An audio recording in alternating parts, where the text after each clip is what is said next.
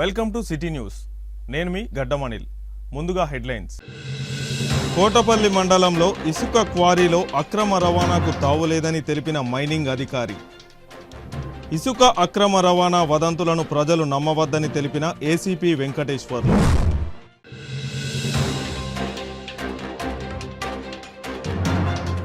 మహారాష్ట్ర నుండి కాగజ్ నగర్కు దేశీదారు తరలిస్తున్న Swift Dzire కారును పట్టుకున్న ఎక్సైజ్ అధికారులు.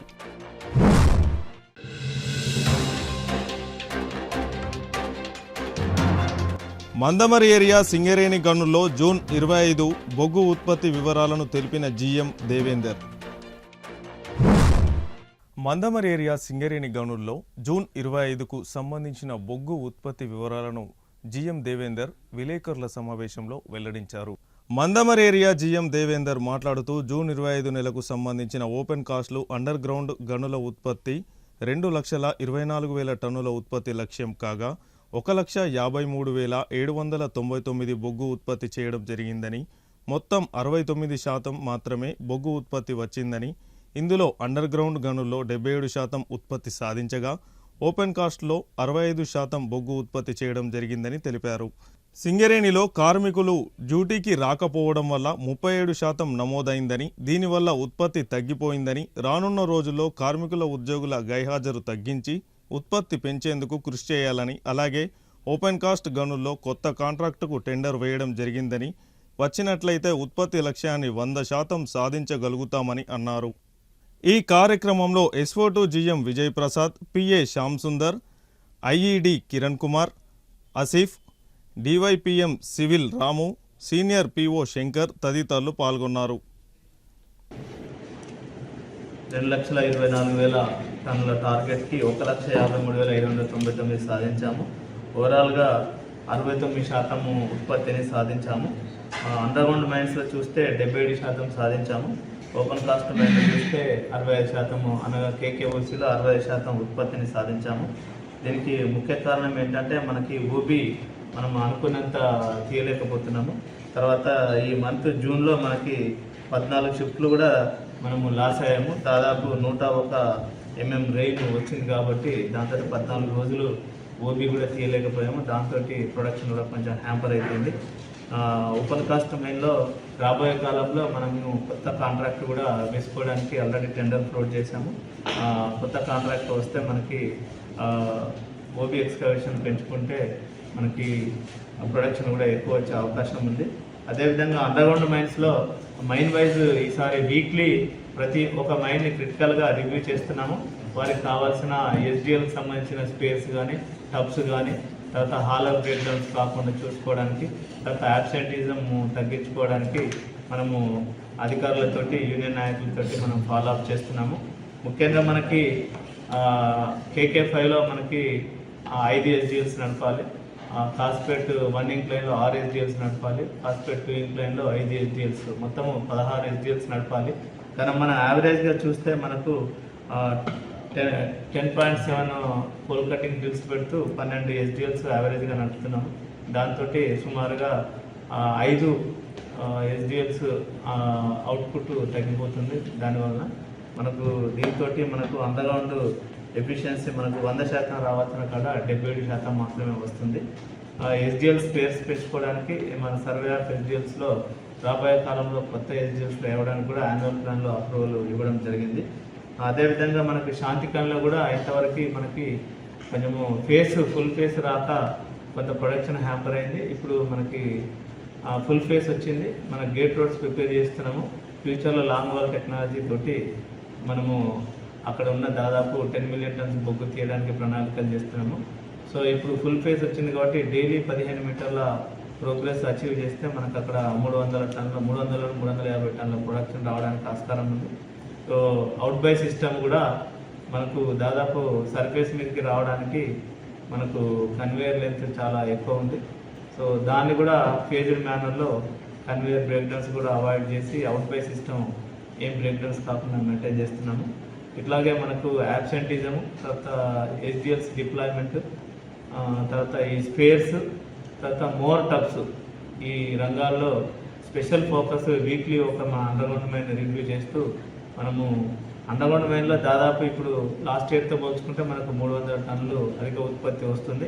ఇంకా దాన్ని అండర్గ్రౌండ్ నుండి 2500 టన్నులు ప్రొడ్యూస్ చేయడానికి కొత్త టబ్స్ తెప్పిస్తున్నాము. ఇటువంటి అన్ని ఫాలో అప్ చేస్తూ మోటివేషన్ కూడా చేస్తూ కార్మికులు, అధికారులు, తర్వాత ఉద్యోగుల సహాయ సహకారాలతోటి మనము అండర్గ్రౌండ్ అవుట్పుట్ 100% సాధించడానికి, తర్వాత కేకేఓసీలో కూడా కొత్త కాంట్రాక్ట్ వేస్తే మనకి 100% ఓబీ ఎక్స్కవేట్ చేస్తే దానికి 20 లక్షల టన్నుల టార్గెట్ నిర్ణయించాము. డెఫినెట్గా ఇప్పుడున్న 67% 100% తీసుకుపోవడానికి ప్రయత్నం చేస్తాము. ఈ మాన్సూన్లో కూడా మనకి పంపింగ్ అరేంజ్మెంట్ ఒకటి చేసుకున్నాము. అక్కడ క్వారీలో మనకు 6 పంపులు నడుస్తున్నవి, బోర్వెల్స్ ద్వారా కూడా మనకి 6 పంపులు ఉన్నవి. సో వర్షాకాలంలో కూడా ఎటువంటి ప్రాబ్లం లేకుండా పంపింగ్ అరేంజ్మెంట్ కూడా చేసుకున్నాము. అదేవిధంగా ఫ్యూచర్లో కేకే5 ఇంక్లైన్లో మనకి అండర్గ్రౌండ్ నుండి పంపింగ్ తగ్గిపోయే అవకాశం ఉంది కాబట్టి చెత్తలాపూర్లో మనము 3 బోర్హోల్స్ వేసుకొని అక్కడ 2000 జీపీఎం పంప్స్ కూడా కమిషన్ చేసుకున్నాము. దాని ద్వారా కాలనీకి కూడా వాటర్ సప్లై చేస్తున్నాము. మిగతా కాస్పేట్ 2 ఇంక్లైన్లో కూడా అడ్వాన్స్ ప్లానింగ్ చేసి శాండ్ స్టోవింగ్ స్టార్ట్ చేసుకోవడానికి ఒక 1.5-2 ఇయర్స్ కాలంలో శాండ్ స్టోవింగ్ స్టార్ట్ చేసుకోవడానికి, తర్వాత కాస్పేట్ 1 ఇంక్లైన్లో కాస్పేట్ 1A సెక్షన్లో తొందరగా మ్యాండేటరీని ఇన్స్టాల్ చేసుకొని అక్కడ కూడా శాండ్ స్టోవింగ్ స్టార్ట్ చేసుకోవడానికి టెండర్ వేసాము. 1A సైడ్ కూడా మనకు శాండ్ స్టోవింగ్ స్టార్ట్ చేసుకుంటే ఫ్యూచర్లో మనకు వర్కింగ్ ప్లేసెస్ కూడా బాగుంటుంది. అక్కడ ఒక 2 కొత్త ప్యానల్లో కూడా పర్మిషన్ తీసుకోవడానికి కూడా ఇన్స్పెక్టర్ గారితో మనం ఫాలో అప్ చేసాము. మనకి 3S13 ప్యానల్, 3S12 ప్యానల్ కూడా. అదేవిధంగా మనకి కేకేఓసీలో ఒక ప్రాసెస్డ్ ఓబీ ప్లాంట్ కూడా త్వరలో స్టార్ట్ చేసుకోబోతున్నాము. ఇన్స్టాలేషన్ అంతా కంప్లీట్ అయిపోయింది. ఆయన ఒక 2 టిప్పర్స్ తీసుకొస్తే మనకు పిఓబీ ప్లాంట్ కూడా త్వరలో స్టార్ట్ చేసుకుంటాము. ఇక్కడ పిఓబీ ప్లాంట్ ద్వారా ప్రొడ్యూస్ చేసిన ప్రాసెస్డ్ ఓబీని కాస్పేట్ 1 ఇంక్లైన్లో కానీ ఫ్యూచర్లో కాస్పేట్ 2 ఇంక్లైన్లో కానీ వాడుకొని అక్కడ శాండ్ స్టోవింగ్కి, డీఫిల్లింగ్ ఆపరేషన్స్కి ఎటువంటి ఇబ్బంది కాకుండా చూస్తాము. సో రాబోయే కాలంలో ఇంకా ప్రొడక్షన్ మరి కార్మికులందరూ గైర్హాజరు 37% ఉంది. గైర్హాజరు తగ్గించుకొని మరి ప్రతి షిఫ్ట్ మనం ఏదైతే 5 SDLs నడపాలో 5 SDLs 5 coal cutting gangs పెట్టుకుంటే అనుకున్న టార్గెట్ తప్పకుండా వస్తుంది. కాబట్టి మంచిర్యాల జిల్లా కోటపల్లి మండలం పారుపల్లి చింత వద్ద ఎర్రాయిపేట క్వారీలో టీజీఎండీసీ ఆధ్వర్యంలో నిర్వహిస్తున్న ఇసుక రవాణాలో ఎలాంటి అక్రమాలకు తావులేదని జిల్లా రెవెన్యూ శాఖ, మైనింగ్ శాఖ పోలీసు అధికారులు వెల్లడించారు. కోటపల్లి మండలంలోని పారుపల్లి చింత వద్ద ఏర్పాటు చేసిన ఇసుక క్వారీ చెక్పోస్ట్ను సందర్శించిన పోలీసు, మైనింగ్, రెవెన్యూ శాఖల అధికారులు మాట్లాడారు. ఎర్రాయిపేట వద్ద ఏర్పాటు చేసిన ఇసుక క్వారీ వద్ద నుండి ప్రతిరోజు 170 నుండి 200 వాహనాల్లో ఇసుక రవాణాకు అనుమతి ఇస్తున్నామని, అదేవిధంగా గత నెలలో 5,000కు పైగా వాహనాల్లో ఇసుక ఇవ్వడం జరిగిందని, దీని ద్వారా ప్రభుత్వానికి 6,39 లక్షల రూపాయలు ఆదాయం వచ్చిందని మైనింగ్ అధికారులు తెలిపారు.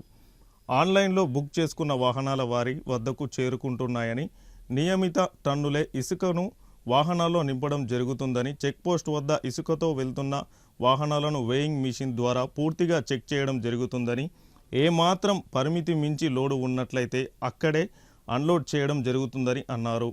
అంతే తప్ప ఇసుక అక్రమ రవాణా వదంతులను ప్రజలు నమ్మకూడదని, 24 గంటలు సీసీ కెమెరా పర్యవేక్షణలో పోలీసు, రెవెన్యూ, మైనింగ్ అధికారులు విధులు నిర్వహిస్తున్నారని ఏసీపీ వెంకటేశ్వర్లు పేర్కొన్నారు.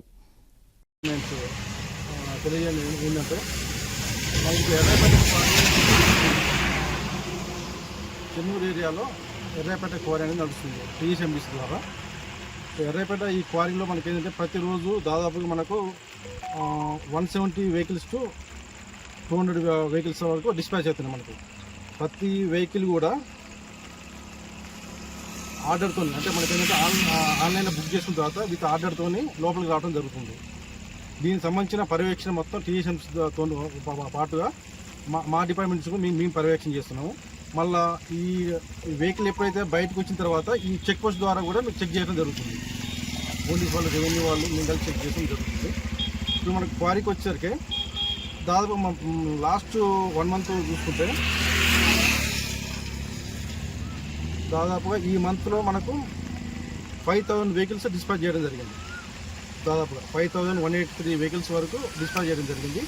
దాంతో 1,70,000 ఎంటీ అనేది డిస్పాచ్ చేయడం జరిగింది. ఇన్కమ్ వచ్చేసరికి 6,39,77,430 రూపాయలు జనరేట్ చేయడం జరిగింది రెవెన్యూకి. మనకు గవర్నమెంట్కి ఇన్కమ్ అనేది జనరేట్ చేయడం జరిగింది. సో మనకి దీన్ని బట్టి అర్థమవుతుంది ఏంటంటే మనకు క్వారీలో ప్రతి ఈచ్ వెహికల్ కూడా వితౌట్ ఓవర్లోడ్ లేకుండా ప్రతి ఒక్క వెహికల్ కూడా వేబిడ్జ్ ద్వారా మనకు బయటికి రావడం జరుగుతుంది అన్నమాట. ఒకవేళ ఆ వేబిడ్జ్ దగ్గర గట్టిన ఒకవేళ 1 టన్ హాఫ్ టన్ ఇట్లా ఎక్స్ట్రా వచ్చేస్తుంటే అక్కడనే అన్లోడ్ చేయడం జరుగుతుంది ఖచ్చితంగా. సో దీన్ని బట్టి మనకు అర్థమవుతుందంటే ఇక్కడ ఎలాంటి ఇల్లీగల్ జరగట్లేదు అక్కడ. పర్యవేక్షణ అనేది మేము కానీ పోలీసు వాళ్ళు కానీ రెవెన్యూ వాళ్ళు కానీ తరోగా దీని మీద పర్యవేక్షణ చేస్తున్నారు. ఇన్ అడిషన్ టు టీఎస్ఎంసీ వాళ్ళు వాళ్ళ ఆధ్వర్యంలో ఉన్నా సరే వాళ్ళతో కాకుండా మేము కూడా ఈ 3 డిపార్ట్మెంట్ కలిసి కూడా దీన్ని పర్యవేక్షణ చేయడం జరుగుతుంది.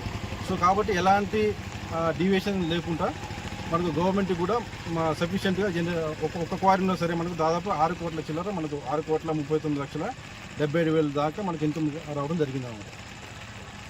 సో దీంట్లో మనకు అందరూ ప్రోపగండా చేస్తుంటే ఇక్కడ ఎలాంటి ఇల్లీగల్ కానీ ఎలాంటి ఓవర్లోడ్ కానీ ఎలాంటి ఇక్కడ జరుగుతుందని చెప్పి ఇష్యూన్స్ ఇవ్వగలుగుతాను సార్. ఈ కాలం కదా సడన్గా వర్షం కనుక వచ్చింటే మాత్రం వాళ్ళు లోపల మనకు వెహికల్స్ తక్కువ అవుతుందని చెప్పేసి వాళ్ళు రోడ్డు మీద ఆపుకొని వచ్చేవాళ్ళు. కానీ ఖచ్చితంగా వాళ్ళు మనకు చెక్ పోస్ట్ 24/7 డ్రాప్ చేస్తున్నాం. ఎలాంటి ఎక్స్ట్రా వెహికల్స్ ఉన్నా కూడా అనుమానం వచ్చిన వెంటనే బయట కూడా మేము లేబిట్ చేయించే ప్రయత్నం చేస్తున్నాం. అదేవిధంగా ఇక్కడ కూడా మనం సీసీ కెమెరాలతో సర్వేలెన్స్ మైనింగ్ డిపార్ట్మెంట్ వాళ్ళు మేము తర్వాత రెవెన్యూ డిపార్ట్మెంట్ కూడా సీసీ కెమెరాలతో మనకు చేయడం జరుగుతుంది. ఈ రోడ్డు పైన నిలిచే వాహనాలు ఈరోజు మ్యాక్సిమం కూడా తగ్గించడం జరిగింది. ఈరోజు వర్షం కారణంగా కొన్ని వెహికల్స్ ఉండేవాట వాస్తవం. అదిని కూడా త్వరలో మేము పార్కింగ్ పెట్టేసి రోడ్డు మీద లేకుండా చూసే బాధ్యత కూడా మేము చేస్తాం. ఎలాంటి అక్రమ రవాణాకు తావు లేకుండా police mining and revenue people నిరంతర దీంతో మనం చేస్తున్నాం. ఎలాంటి అపోహలు దీనిలో లేదు. ప్రాపర్గా మైండ్ రైన్ అవుతున్నాయని చెప్పి మేము మహారాష్ట్ర నుంచి కాగజ్ నగర్ ఎక్సైజ్ స్టేషన్ పరిధిలోని వివిధ గ్రామాలకు అక్రమంగా దేశీదారు తరలిస్తున్నారు అనే సమాచారం మేరకు కాగజ్ నగర్ పట్టణంలో తనిఖీలు నిర్వహించి దేశీదారు తరలిస్తున్న వాహనాలను ఎక్సైజ్ అధికారులు సిఐ వి రవి ఆధ్వర్యంలో స్వాధీనం చేసుకున్నారు. షిఫ్ట్ డిజైర్ కార్లో తరలిస్తున్న 17 బాక్సుల దేశీదారు స్వాధీనం చేసుకున్నారు. మద్యం తరలిస్తున్న వ్యక్తి కౌటాలకు చెందిన దుర్గం సాయిని అదుపులోకి తీసుకొని కేసు నమోదు చేసినట్లు ఎక్సైజ్ సిఐ రవి తెలిపారు. పట్టుకున్న మద్యం విలువ సుమారు 68,000 రూపాయలు ఉంటుందని తెలిపారు. ఈ తనిఖీలో SI P Lobanand, constable Kumar, Raj Kumar, Hussain, Mandal పాల్గొన్నారు. మన కాగజ్నగర్కు ఈ దేశీదారు రవాణా చేస్తున్న సమాచారం ఉన్నది. మేము వాహనాలు తనిఖీ చేస్తుండగా ఒక స్విఫ్ట్ కారు, దాంట్లో 17 కాటన్లు దేశీదారు, అవి సుమారు దాని విలువ 68,000. మేము దాన్ని దుర్గం సాయి అనే వ్యక్తి తను తీసుకొస్తున్నాడు. మేము అతన్ని నిల్వ చేసేసి దాన్ని ప్రాపర్టీ సీజ్ చేసి తీసుకురావండి. చంద్రపూర్ నుంచి వివిధ గ్రామాలకు ఇతను సరఫరా చేస్తున్నాడు. సమాచారం మీద ఇతన్ని తీసుకున్నాడు. దీని వర్త్ ఎంత సార్? దీని వర్త్ 68,000. Thank you. వార్తలు ముగించే ముందు హెడ్లైన్స్ మరొకసారి. కోటపల్లి మండలంలో ఇసుక క్వారీలో అక్రమ రవాణాకు తావులేదని తెలిపిన మైనింగ్ అధికారి. ఇసుక అక్రమ రవాణా వదంతులను ప్రజలు నమ్మవద్దని తెలిపిన ఏసీపీ వెంకటేశ్వర్లు.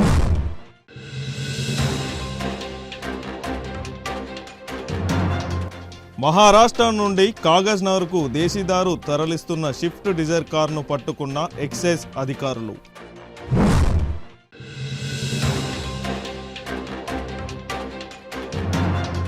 మందమరి ఏరియా సింగరేణి గనుల్లో జూన్ 25 బొగ్గు ఉత్పత్తి వివరాలను తెలిపిన జీఎం దేవేందర్. సిటీ న్యూస్ ఇంతటితో సమాప్తం. తిరిగి ప్రసారమయ్యే సిటీ న్యూస్లో మళ్ళీ కలుసుకుందాం. అంతవరకు సెలవు. నమస్కారం.